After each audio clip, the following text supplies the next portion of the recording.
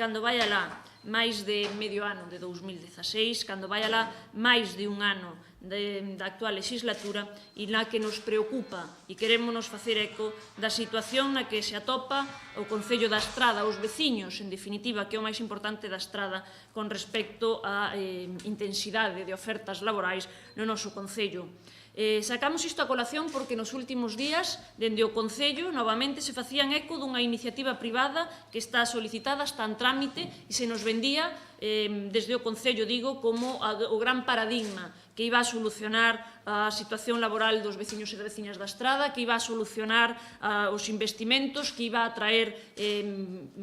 veciños e veciñas novos á Estrada polo volumen de construción. E nós o que queremos dicir é que hai que deixarse de fantasías. As iniciativas privadas están ben, pero non deixan de ser iso, intereses de empresarios privados que sairán adiante na medida en que sexan económicamente viables. A ninguén se lle escapa que nos estamos a referir ao desenvolvemento dunha zona da Estrada que correrá a cargo de iniciativas privadas. Como decimos, empresarios que sacarán adiante estes proxectos na medida en que lle sexan económicos e rentables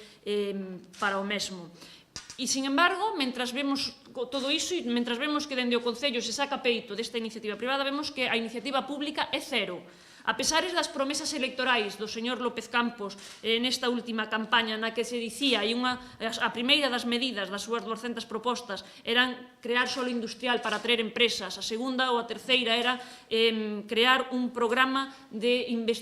atracción de investimentos para a Estrada de empresas que se sentaran no noso Concello para xerar postos de traballo. A pesar de todo iso, a realidade é que máis alá de un ano de legislatura e non fixo absolutamente nada con respecto a políticas que poidan atraer ao noso Concello iniciativas empresariais que xeren postos de traballo no noso Concello e que fagan que os nosos veciños non se teñan que ir fora. Porque a realidade é moi triste. A realidade é que a poboación nos últimos 5 anos do noso Concello caeu casi 1000 habitantes. A realidade é que a Estrada ten unha densidade de poboación inferior á cuarta parte da provincia. É dicir, mentre na provincia hai 200 persoas por kilómetro, no noso Concello hai 63, con unha idade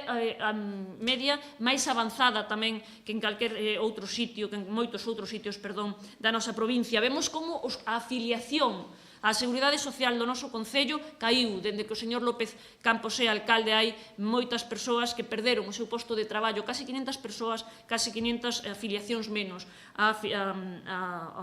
Seguridade Social. Como dicimos, o Concello se desangra.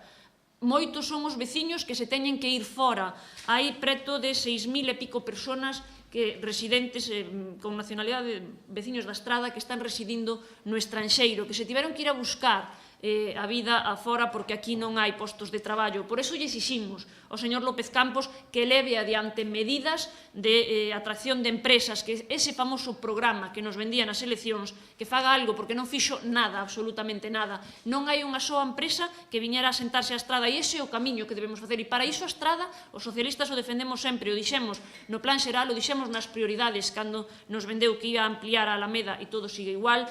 o dixemos, o prioritario para a Estrada é solo industrial público, para poder negociar coas empresas que se asenten no noso Concello e poder xerar postos de traballo. Por iso lle pedimos que deixe xa de vender fume, que deixe de dicir que unha iniciativa privada vai sacar a Estrada da súa situación de estancamento e que xa estamos saindo porque se van a invertir, como dicimos, a través desta iniciativa varios centos de millóns de el,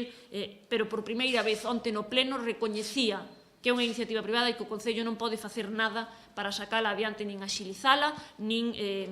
facer que se creen esos postos de traballo que el di, nin que se creen esas viviendas. Polo tanto, non condicionemos o futuro da Estrada a iniciativas privadas, sino que o que pedimos, o que exiximos, é que o alcalde e o goberno tomen iniciativas ao respecto, políticas públicas reais de solo industrial, políticas públicas de atracción de empresas de creación de postos de traballo para facer que os nosos veciños, que o noso Concello non se desangre día a día, que non se teñan que ir afora, que non perdamos poboación e que non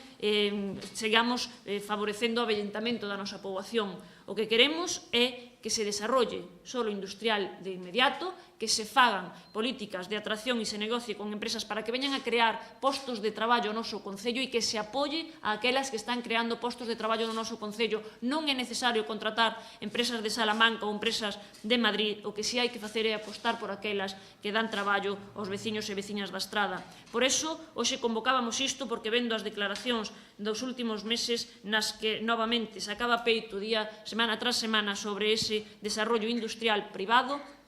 vamos a dicirlle que non fíe o futuro dos estradenses a unhas empresas privadas, sino que o que ten que facer é iniciativa pública. E iso é o que non leva feito dende que é alcalde, nin na anterior legislatura, nin nesta. Non hai máis que ver o apoio que prestou ás empresas locales ao polígono industrial de Toedo ou como están atascados outros proxectos que sí podrían xerar